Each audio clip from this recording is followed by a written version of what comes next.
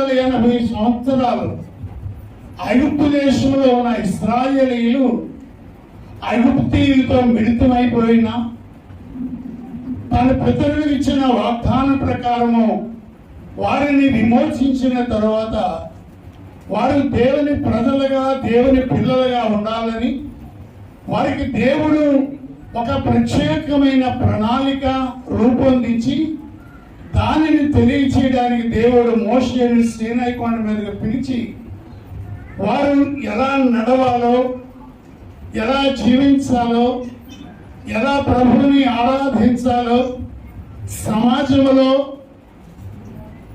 సహోదరుల పట్ల ఎక్కడ ఎలా జీవించాలో ఆయన సవివరంగా వివరించాడు. దేవునికి స్తోత్రం. అది ఆచరించిన వారికి వచ్చే నష్టం ఏంటో, అది గైగొనిన వారికి వచ్చే ఆశీర్వాదాలు ఏంటో కూడా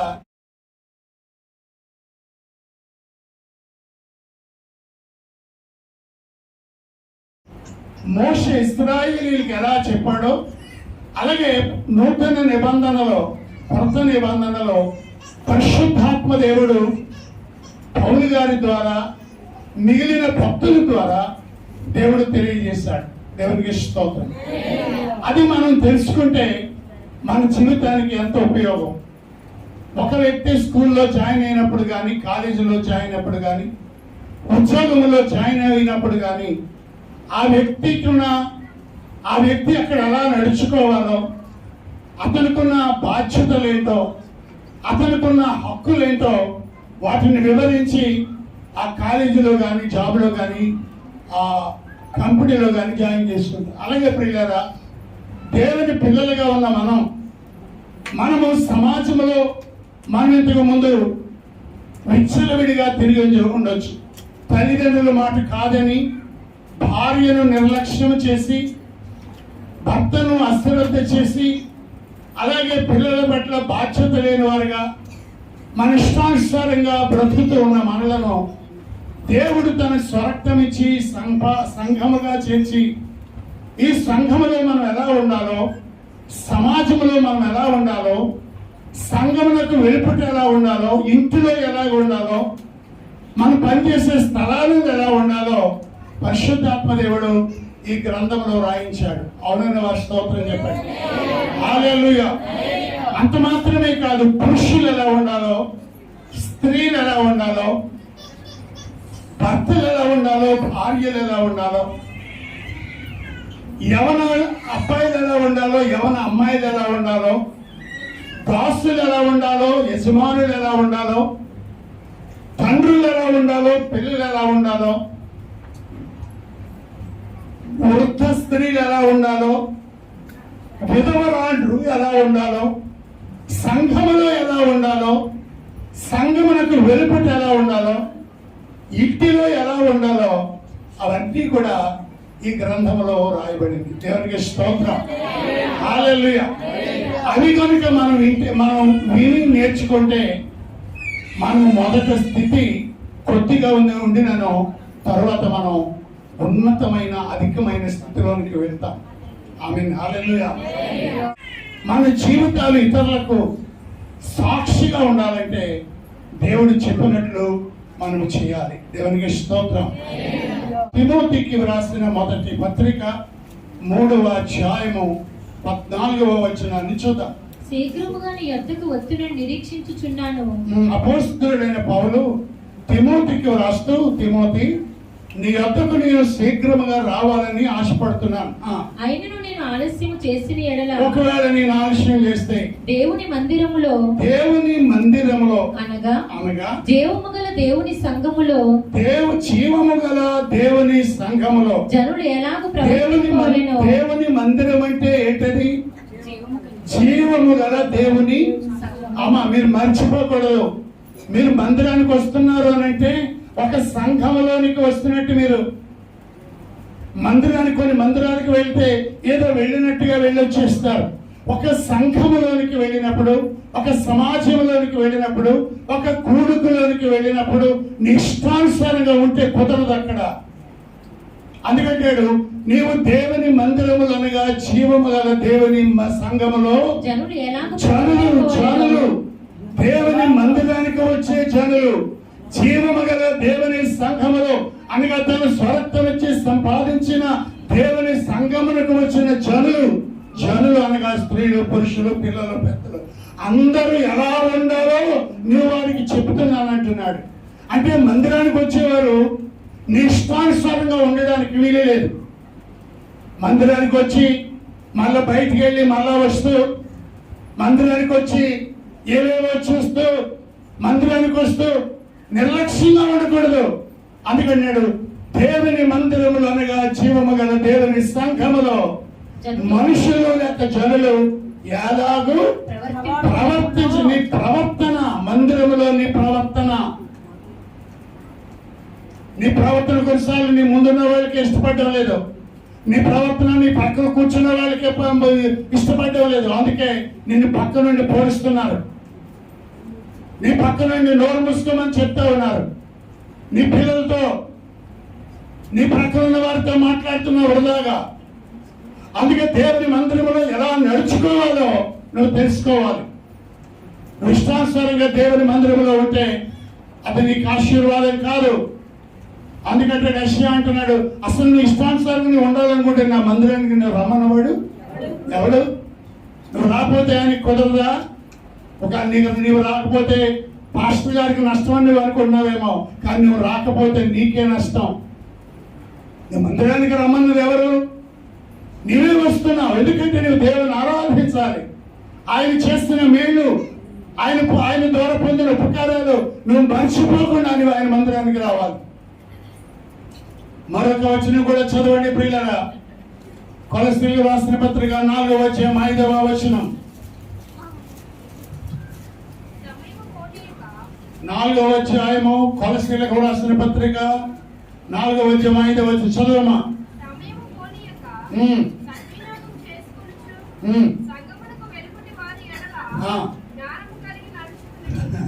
సంఘమునకు వెలుపట, సంఘంలో నీ నడవడి బాగోవాలి.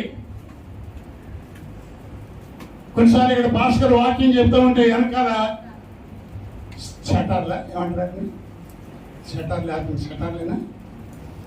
షటర్లు వేస్తూ ఉంటారు,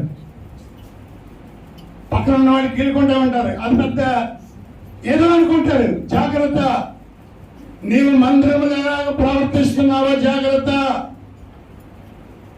నువ్వు సంగమునకు వెలుపట, నీ బంధువులు ఉండొచ్చు, నీ స్నేహితులు ఉండొచ్చు, నీ శత్రువులు ఉండొచ్చు. సంఘమునకు వెలుపట వారి ఎడల నువ్వు ఎలా నడుచుకోవాలో పరిశుద్ధాత్మ దేవుడు చెప్తున్నాడు. ఫిలిప్పీయులకు రాసిన 2వ అధ్యాయం 16వ వచనం చదువుదాం. అట్టి జనము మధ్యను మీరు జీవవాక్యమును చేత పట్టుకుని లోకమందు జ్యోతుల వలె కనబడుచున్నారు. మీరు లోకములో ఎలా ఉండాలో చెప్తున్నాడు.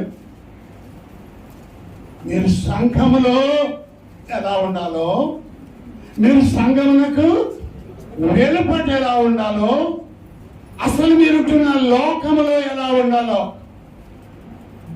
పరిశుద్ధాత్మ దేవుడు రాయిస్తున్నాడు. తిమోతికి రాసిన మొదటి పత్రిక 5వ అధ్యాయం 4వ వచనం.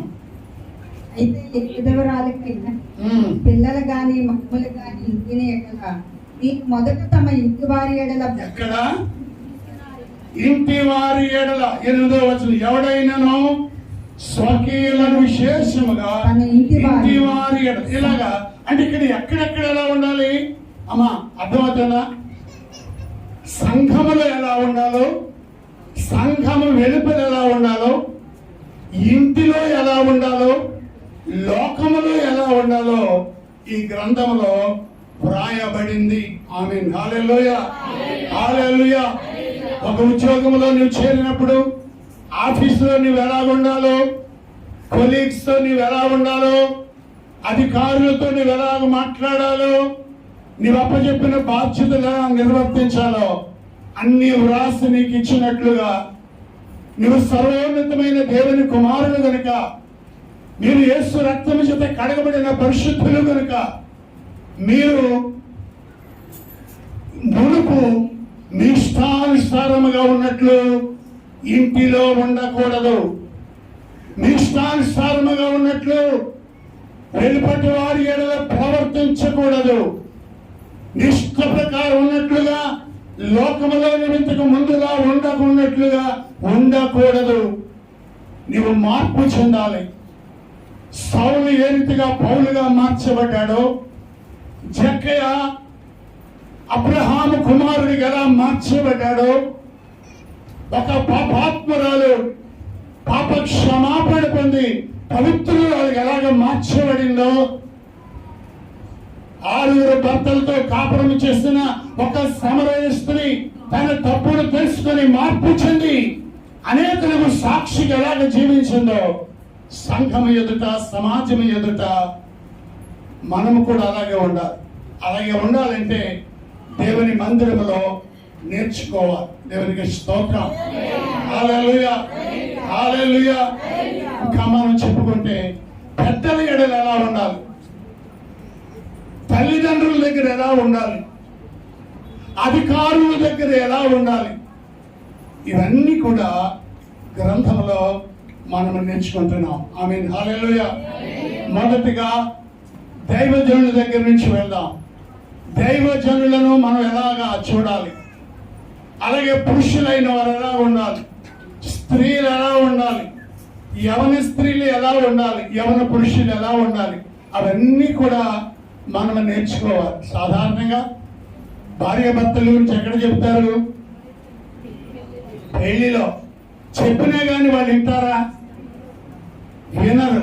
అందుకే పరిశుద్ధాత్మ దేవుడు మొన్నటి దినాన్ని నేను ప్రార్థన చేస్తూ ఉండగా ప్రభు మాట్లాడారు ఈ విషయాలు చెప్పమని.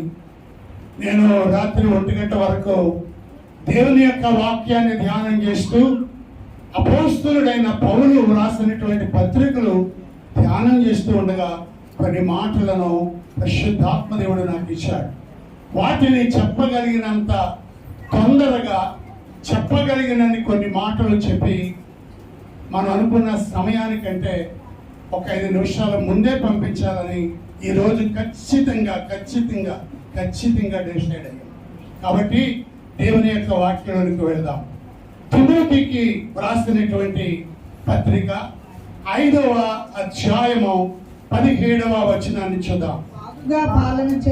తిమోతికి అపోస్తలుడైన పౌలు వ్రాసినటువంటి మొదటి పత్రిక 5వ అధ్యాయంలో ఈ రీతిగా మనం చదువుతా ఉన్నాం. చదవమ్మా. బాగుగా పాలన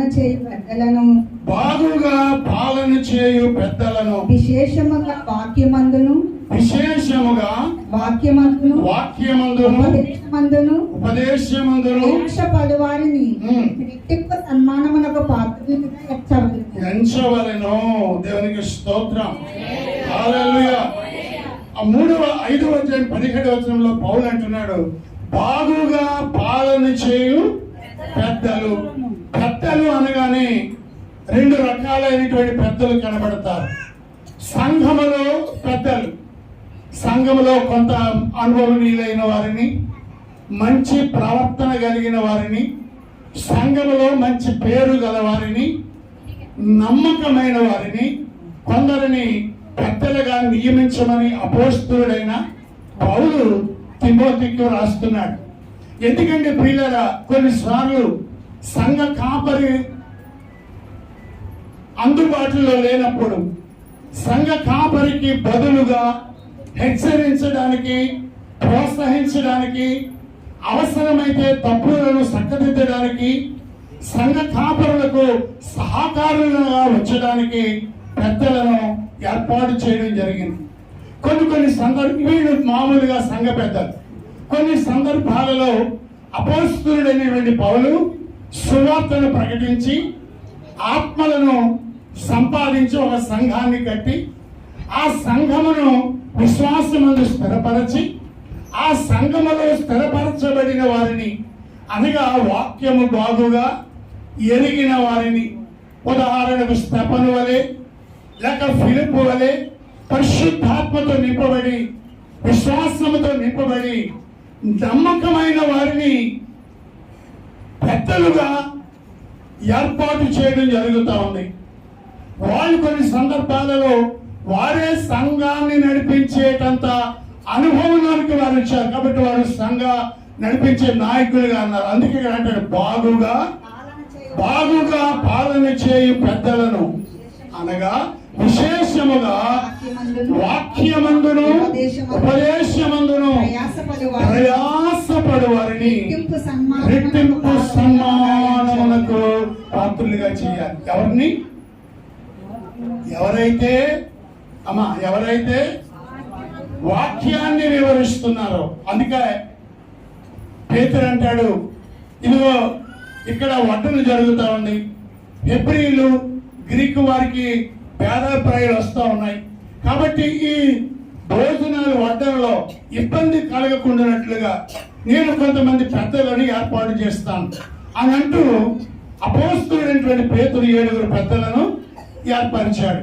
కానీ మేము చేసే పని ఏంటి చూడండి, 5వ అధ్యాయం దయచేసి. అపోస్తలుల కార్యములు, అపోస్తలుల కార్యములమ్మా చెప్పమ్మా, 6వ అధ్యాయము 2వ వచనం. అప్పుడు 12 అపోస్తలు తమ యొద్దకు శిష్యుల సమూహమును పిలిచి, మేము దేవుని వాక్యము బోధించటమని ఆహారం పంచిపెట్టుట యుక్తము కాదని చెప్పారు. ఇంకేమంటున్నారు? 4వ వచనం. అయితే మేము ప్రార్థన యందును వాక్య పరిచర్య యందును ఎడతెగక ఉంటాం. మేము 3 పనులు చేస్తాం. ఒకటి ఏం చేస్తాం? ఒకటి వాక్యము బోధిస్తాం. రెండవది ప్రార్థన చేస్తాం. మేము వాక్యమునందును ఉపదేశమందు ఉంటాం. ఆమేన్, హల్లెలూయా. కాబట్టి దైవజనుడు చేసే పనులు ఏంటో తెలుసా? వాక్యం ఉపదేశించుట. మన మందిరంలో 100కి 100 వాక్యం ఉపదేశించబడుతుంది అన్నవాడిని స్తోత్రం చెప్పండి. ఈ మధ్యనే సుధీర్ పాస్టర్ గారు నర్సాపురం, అంబాజీపేట, కాకినాడ కొన్ని ప్రాంతాలు సుధీర్ పాస్టర్ గారు వేరే పనులతో పాటు వారిని కూడా దర్శించడానికి వెళ్ళారు. అక్కడ వాళ్ళు చెప్తున్నటువంటి మాటలు ఏంటంటే, మన మందిరాలలో బోధించబడిన వాక్యం మేమున్న స్థలాల్లో ఎక్కడా కూడా బోధించబడడం లేదు. ఏవో తప్పుడు సిద్ధాంతాలు బోధిస్తున్నారు, అలాగే ఏవేవో చెబుతున్నారు తప్ప వాక్యం చెప్పడం లేదు. మేము ఎక్కడికి వెళ్ళినా అక్కడ ఉండబుద్ధి కావడం లేదు అని వాడు సాక్ష్యం ఇస్తున్నారు. నిజానికి మన మందిరంలో వాక్యము సమృద్ధిగా అందించబడతా ఉంది. హల్లెలూయా. అందుకే ప్రియులారా, వాక్యమును మీ హృదయంలో ఏం చేయాలి? సమృద్ధిగా ఉంచుకోవాలి. ఇక్కడ మన దగ్గర విజయరాజు ఉన్నాడు. నేను చెప్పే ప్రతి మాట తన ముందే చెప్తున్నాడు. అంటే గొప్ప కోసం చెప్పడం లేదు, అది ఎక్కడుంది? హృదయంలో ఉంది కనుక ఆ మాట వెంటనే పైకి వస్తా ఉంది. కాబట్టి ప్రియమైనటువంటి దేవుని పిల్లలారా, వాక్యమందును ఉపదేశమందును బాగుగా పాలన చేయ పెద్దలను, విశేషముగా వాక్యమందును ఉపదేశమందును ప్రయాసపడు వారిని రెట్టింపు చేయాలండి. ఎలా సన్మానించాలి? మీకు ఇప్పటికీ నాకు ఒకసారి విలేజ్లోకి వెళ్తే నాకు జ్ఞాపకం వస్తుంది. విశ్వాసులందరికీ భోజనాల దగ్గర ఒక గుడ్డు ఇస్తే పాస్టర్ గారికి, విశ్వాసులందరికీ ఒక కూర ఇస్తే పాస్టర్ గారికి,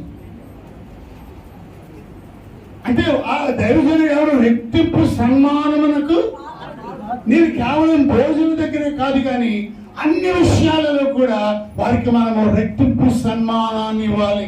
లోక సంబంధమైన అధికారుల కంటే, గొప్ప వాళ్ళ కంటే కూడా దైవజనుడికి మనము సన్మానించాలి, రెట్టింపు సన్మానించాలి. అందుకే ఈ మధ్యని సెప్టెంబర్ 5th లేకపోతే ఏ రోజు నాకు జ్ఞాపకం లేదు, కానీ పాస్టర్ల దినోత్సవం, పాస్టర్స్ డే ఏర్పాటు చేస్తారు. ఆ దినాన్ని చాలా సంఘాలలో ఉన్న పెద్దలు విశ్వాసులందరినీ సమకూర్చి వారి డొనేషన్స్ గ్యాదర్ చేసి పాస్టర్ గారికి, పాస్టర్మ గారికి వస్త్రాలు తీసి ఇంకా అవసరమైతే వాళ్ళకి గిఫ్ట్ల కింద ఏదో గిఫ్ట్లు కొని సంఘం ఎదుట సన్మానం చేసిన సందర్భాలు నేను చాలా ఎరుగుదు. ఎందుకంటే ప్రియులారా, దైవజనులు రెట్టింపు సన్మానమునకు దేవునికి స్తోత్రం. అలాగా సన్మానించిన వారిలో బైబిల్లో ఒక ఆయన ఉన్నాడు. ఆడవాళ్ళు ఎవరో చెప్పద్దు, మా మగవాళ్ళు చాలా బైబిల్లో జ్ఞానవంతం. మా వాళ్ళు చెప్తారు. ఎవరు చెప్పండి? పురుషులు మాత్రమే చెప్పాలి.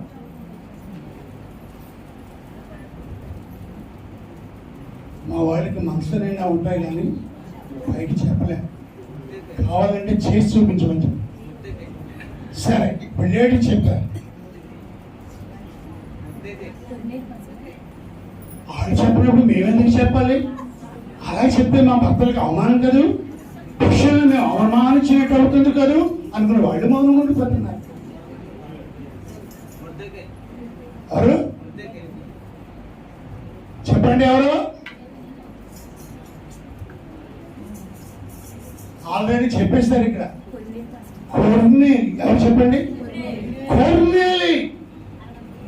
అతడు ఇటలీ పటాలమనబడిన పటాలంలో 100 మంది మీద ఆఫీసర్. కానీ అతను ఇంటికి వస్తున్న వాడు ఎవరు? ఒక సాధారణమైన దైవజనుడు. ఎప్పుడు ఆయన ఉపదేశాన్ని అతడు ఎప్పుడు విన్నాడా? విన్నాడా? పేతురు గారి గురించి అంత గొప్ప ఏమీ తెలీదు. ఒకవేళ తెలిసిందల్లా ఏంటట, ఆయన అనుకున్నాడు పలానా దగ్గర ఒక ఆయన ఉన్నాడు, వెళ్ళి పిలిపించుకోండి అంటే ఎవరున్నారో వాకప్ చేస్తే ఎవరో చెప్పారు, అది ఒక చర్మకారుడి ఇల్లు అది, చర్మాలు తెచ్చుకుని బాగు చేసుకునే ఇల్లు అది. ఆ ఇంట్లో ఎవరో ఒక ఆయన ఉన్నాడు. ఆయన అంటే ఇంతకుముందు చేపలు పట్టేవాడట, యేసు ప్రభుని నమ్ముకున్నాడట, ఇప్పుడు ఆయన మంచి మాటలు చెప్తున్నాడట, అక్కడ ఉన్నాడంట అనుకున్నాడు. అప్పుడు కొన్నేళ్ళకి ఏమర్థమైంది? ఆయన ఇంట్లో ఉన్నవాడు ఎవరు? చేపలు పట్టేవాడు, విద్య లేని పామరుడు. అయినా సరే ఆయన అంత గొప్పవాడు కాకపోతే మిగిలింది పూర్తి చేయండి.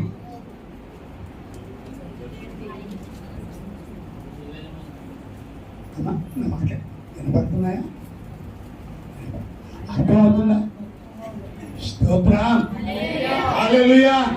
ఆయన అంత గొప్పవాడు కాకపోతే దేవదూత చేసి అతను పిలిపించుకొని నీవును నీ ఇంటి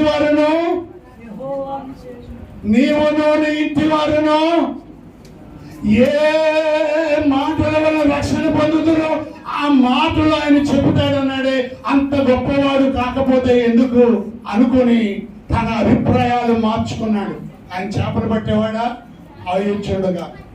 పగిలిపోయిన కాళ్ళు కలిగిన వాడా? అయి ఉండొచ్చుగాక.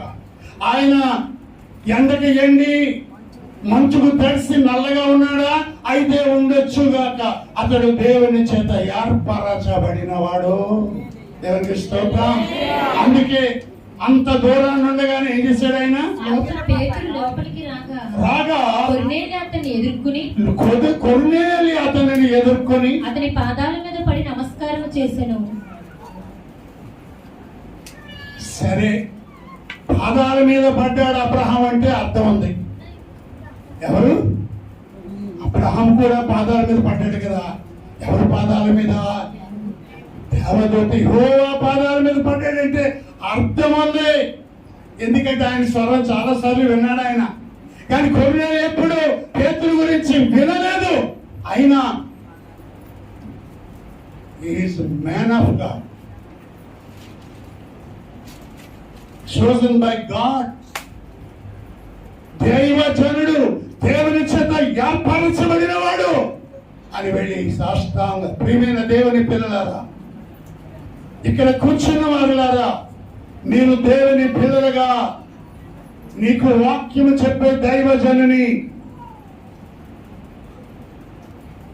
నీకు ఉపదేశం చేసి, ఉపదేశం అంటే అంత విలువైందో తెలుసా?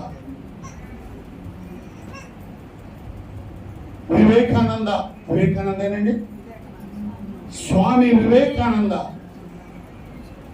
లేకపోతే యోగి వేమన, వీళ్ళందరూ వారి గురువుల చేత ఉపదేశించబడ్డారు. రామకృష్ణ పరమహంస ద్వారా వాళ్ళు కొన్ని ఉపదేశాలు విన్నందువల్లే వాళ్ళు జ్ఞానాన్ని సంపాదించుకొని ఈరోజు అనేకులకు ఆదర్శప్రాయంగా నిలిచారు. ప్రియులారా, ఈరోజు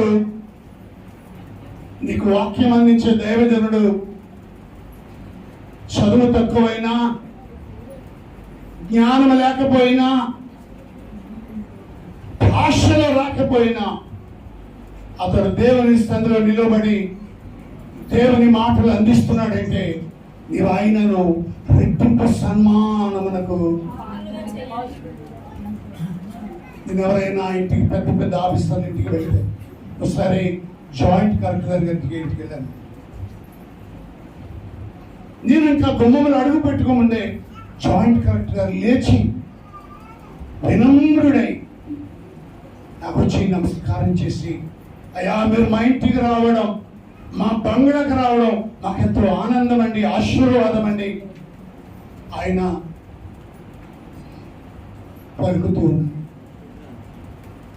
ఎవరైతే దైవజనుడిని గౌరవిస్తారో, సమూయేలు యెషయా ఇంటికి వెళ్ళినప్పుడు యెషయా గౌరవించాడు. అందుకే ఆ ఇంట్లో ఉన్న, ఒకవేళ నేను అనుకుంటాను, ఆ ఇంట్లోకి ఆయన రానివ్వకపోతే ఆ రోజు దావీదుకి అభిషేకం అక్కడ అందరి ఎదుట జరిగి ఉండేది. ఎందరి ఎదుట? తన అందరి అన్నదమ్ములు, అక్కడ అందరూ ఉన్నారు, అన్నదమ్ములు అందరి ఎదుట.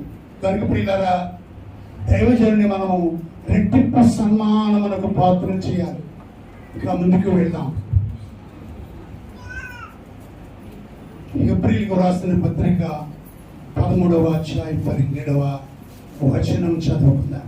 మీ పైన నాయకులుగా ఉన్నవారు, మీ పైన నాయకులుగా ఉన్నవారు. ఇక్కడ నాయకులు అని అంటే నాయకులైన వారు, రాజకీయ నాయకులు ఉన్నారు.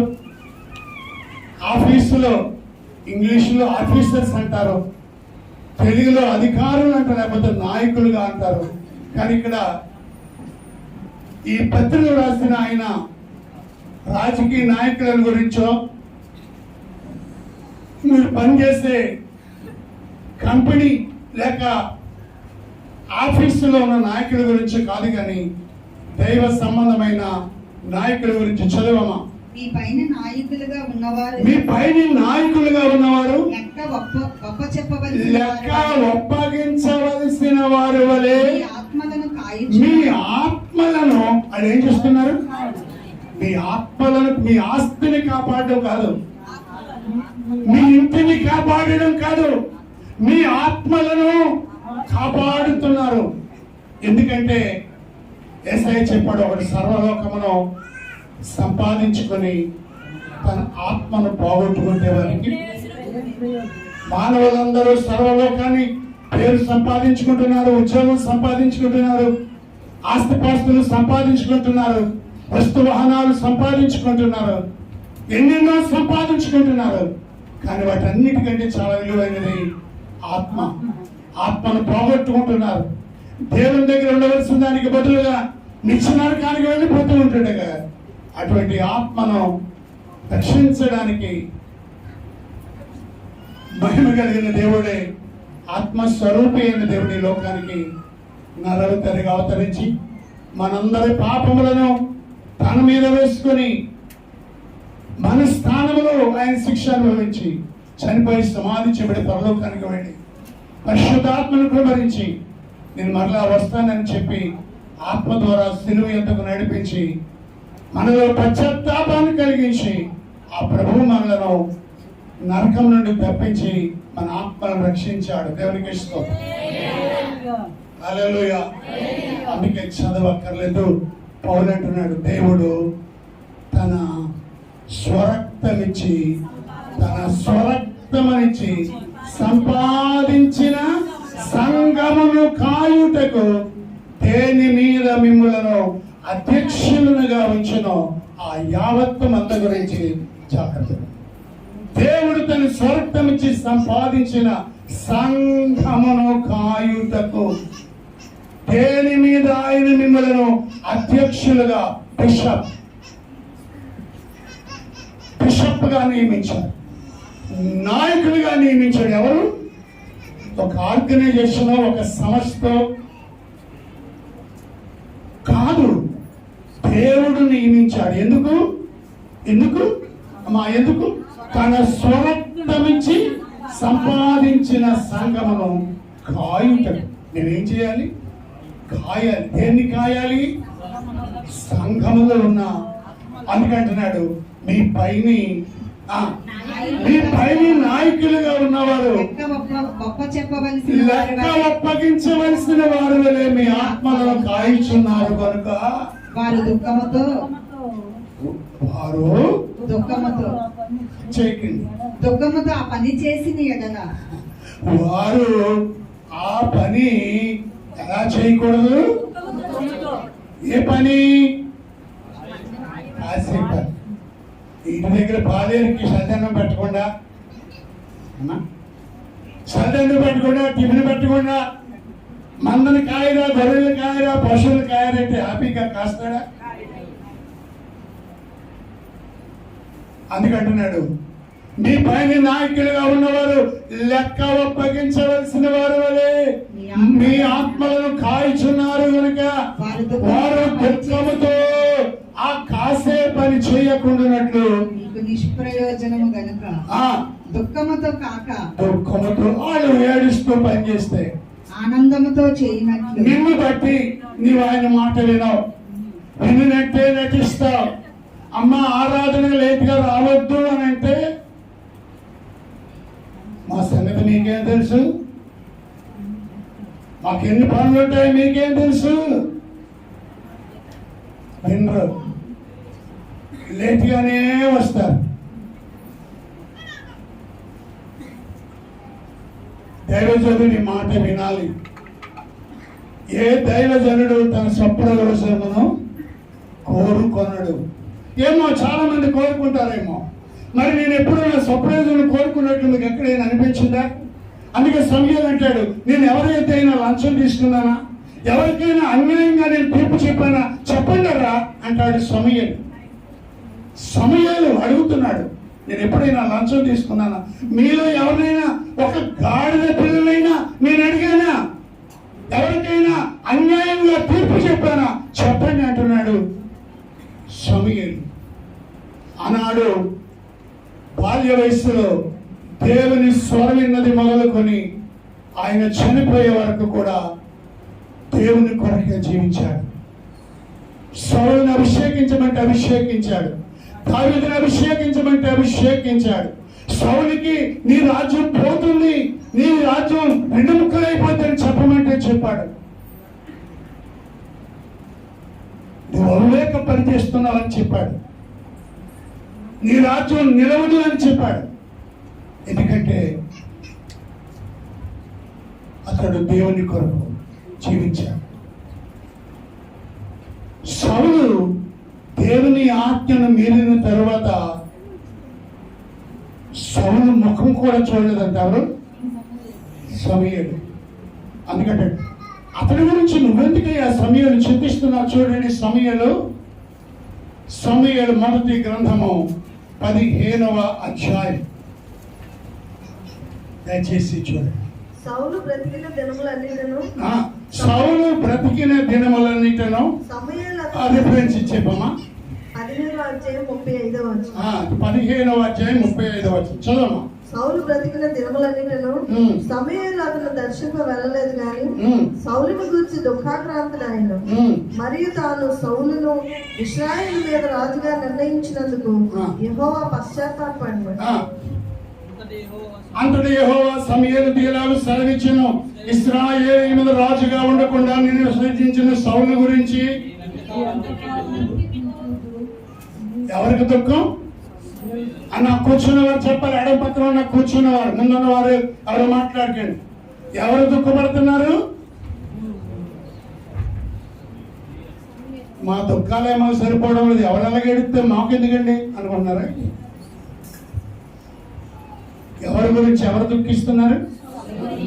నేను విసర్జించిన సౌలుని గురించి నీవెంతకాలం దుఃఖిస్తున్నావు అంటే సమూయేలు చేత అభిషేకించబడిన సౌలు రాజుగా దినదినానికి వర్ధిల్ని హెచ్చించబడితే సంతోషించాలనుకున్న సమయానికి సౌలు అధపాతాళానికి వెళ్ళిపోవడం చూసి సౌలు సమయలు వేదన చెందుతున్నాడు. దేవునికి స్తోత్రం.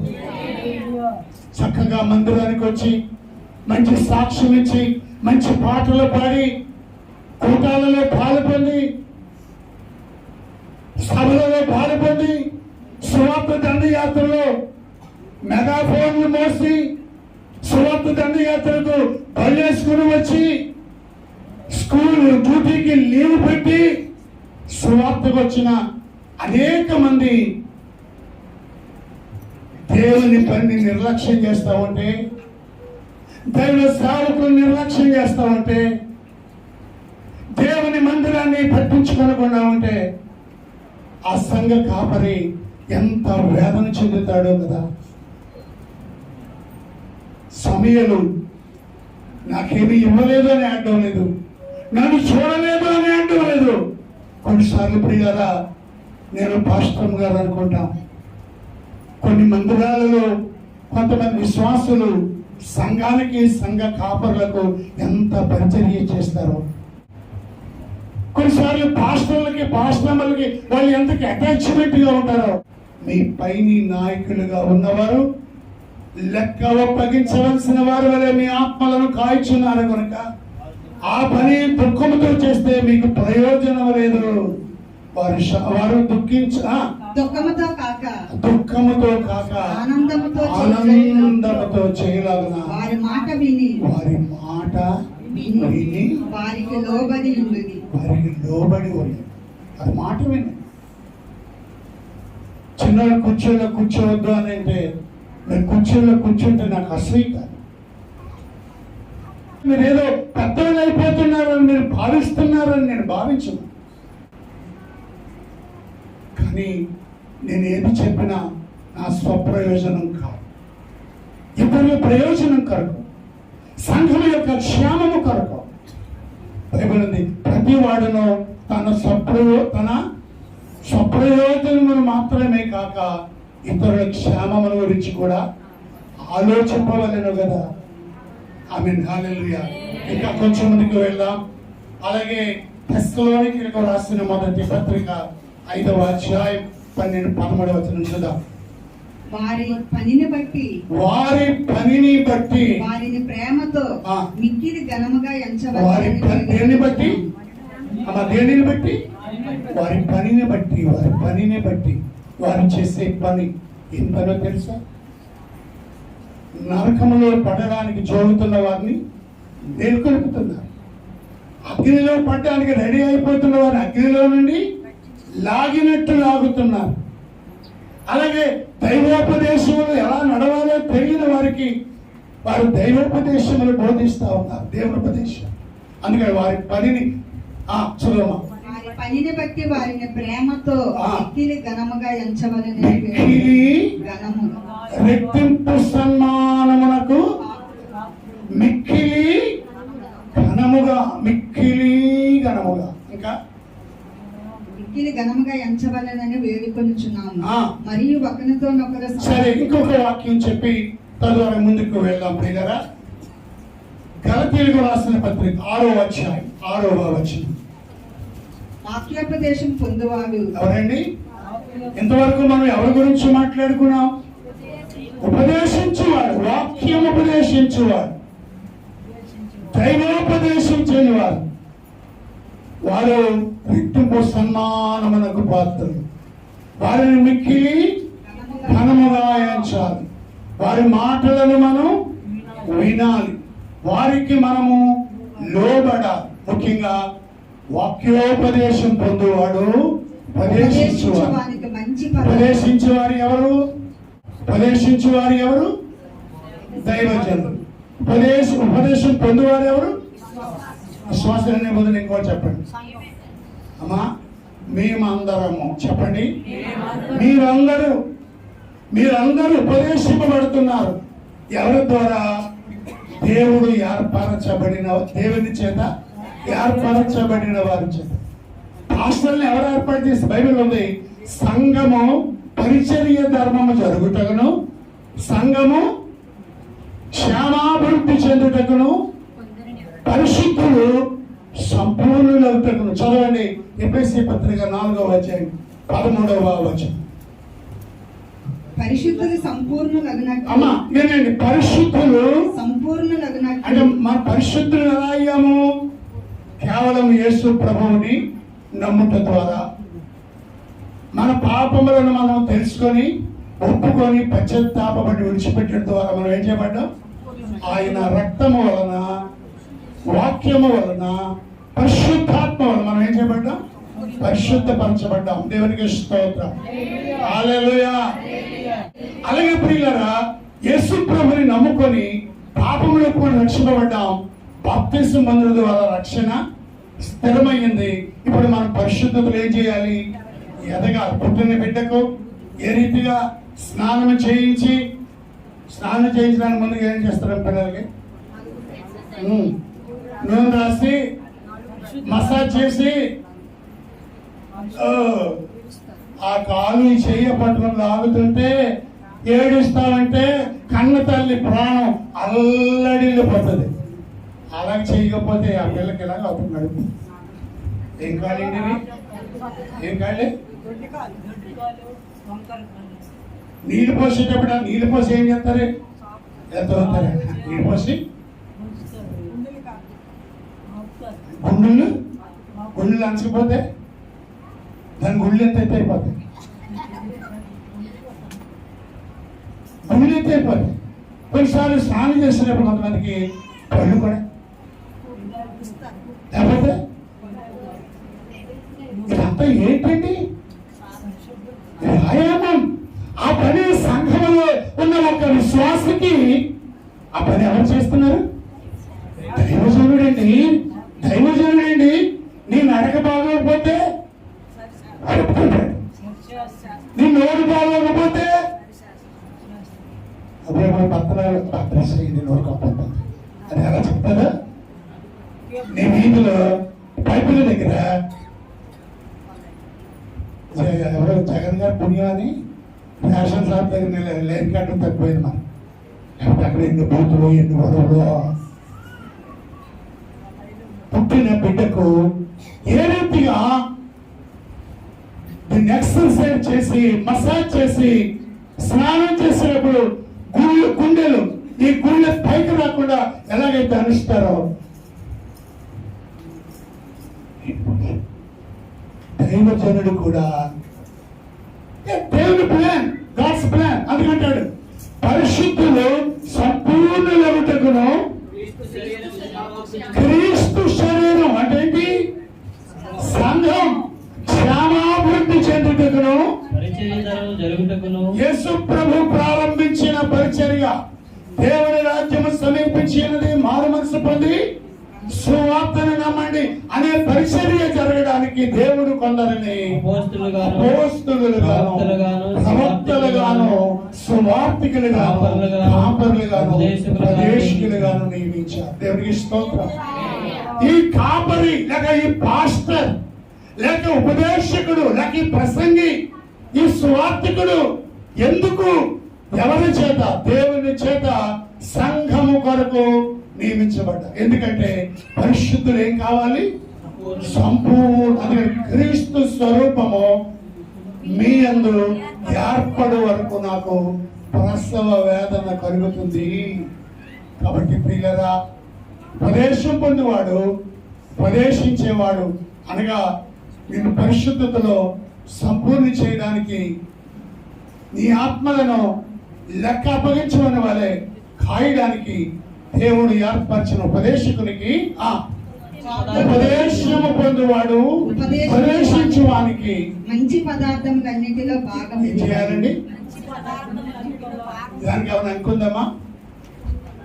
ఎవరుంది?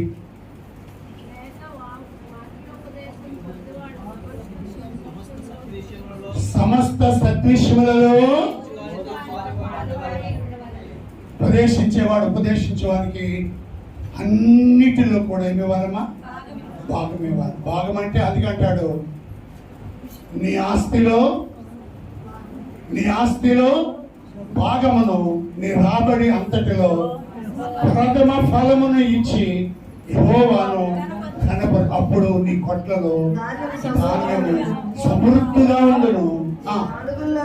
నీ గానుగులలో నుండి కొత్త ద్రాక్షరసము హల్లెలూయా. వచనం చెప్పమ్మా. సామెతల గ్రంథము 3వ అధ్యాయము 9 నుండి ఎవరైనా మరొకరు చదవండి. 3:9 మరొకరు.